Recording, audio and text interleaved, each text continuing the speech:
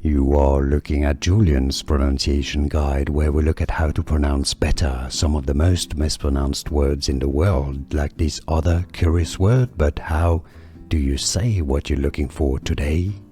Let's learn once and for all how to pronounce those two words correctly. British English and American English pronunciations can be a little bit different, so let's go through. If you want to learn more vocabulary in English, stay tuned. I've got more videos for you coming up at the end of this one.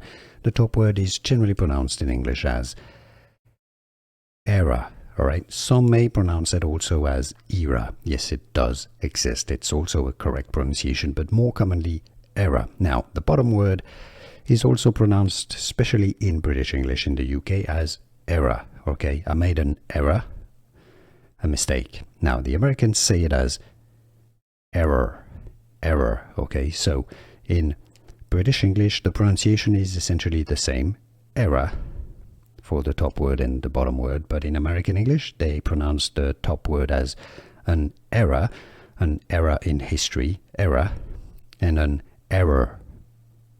I made an error, a mistake. Could you hear the difference? Was this any useful? Let me know in the comments down below. Here are more videos on how to pronounce more confusing words and names too many mispronounced. Like this video if you found it useful. I appreciate your support. I'll see you soon and thanks for watching.